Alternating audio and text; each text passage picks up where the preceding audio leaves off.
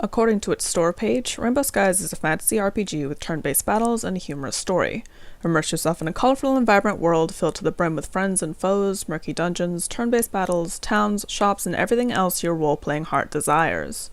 Tameable monsters, upgradable characters, and a variety of weapons, equipment, and skills offer you a wide range of customization and character development possibilities. Tons of side quests, towns, and other exciting content will keep you hooked for countless hours. So what is Rainbow Skies really like?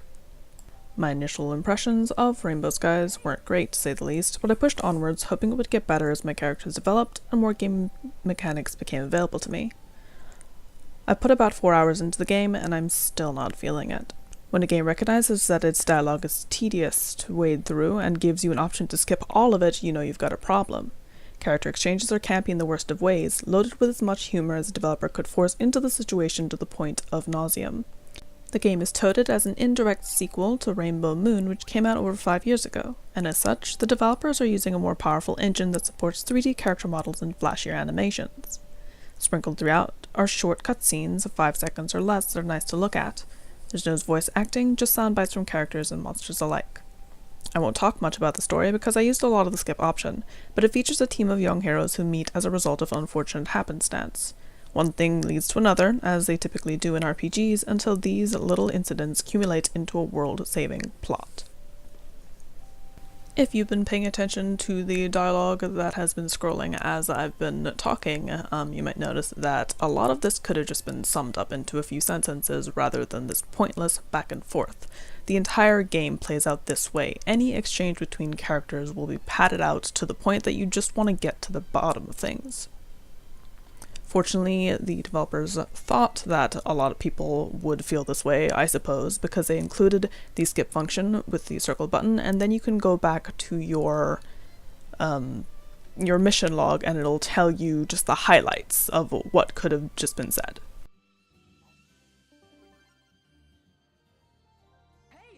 For the purpose of the first impressions portion of this video, I cut out about 5 minutes of useless dialogue. Basically, Ren, I named my character, has to take this monster taming test. I'm not entirely certain why I needed to talk to 10 more NPCs just to get here when it was already said that he needed to take the test, but here we are. I sped up the next about 2 minutes of dialogue, pointlessly explaining once again that you need to take this test, just for the sake of getting to the combat portion so I could talk about that. Shortly after, you win that battle in a single hit, so it wasn't a great example of combat. I'm gonna keep going. Keep in mind, this is at 400% speed, and it still takes about a good 30 seconds to view, so that is a lot of filler.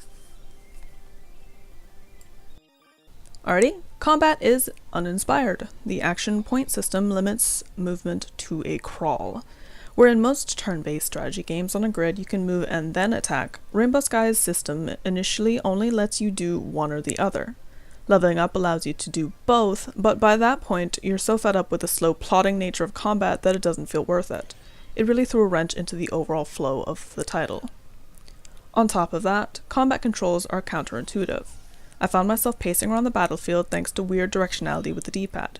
There's actually a prompt that flashes on screen to make things easier, but that just feels as though the developer knew the control scheme would confuse people, and instead of bettering it, they took the easy way out. The bow user, Lane, once you've unlocked him, doesn't have a ranged normal attack. He too must be moved, one tile at a time, next to the enemy in order to do damage. Skills have range, but naturally that's limited by SP, so you can't use them willy-nilly. There's also the same BGM for every single battle, on a loop. It didn't add to the atmosphere in the slightest.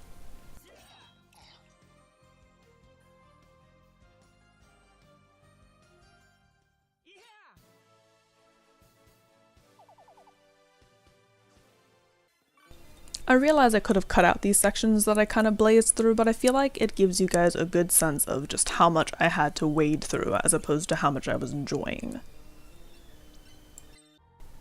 Even the game's tutorial is very verbose and tries to be funny and kind of fails to hit the mark. I skipped over a couple of them earlier. It's done in this blackboard style, which is kind of cutesy, but at the same time I feel as though they could have taught you by showing rather than by giving you an exposition dump.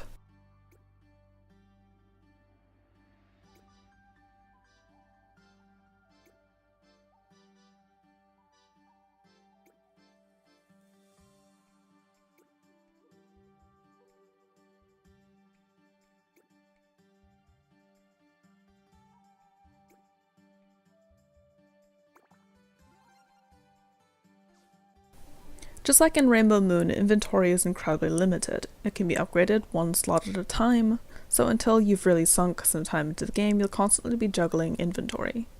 As this isn't a survival title, this feels unnecessary, an extra step that bogs down gameplay even further.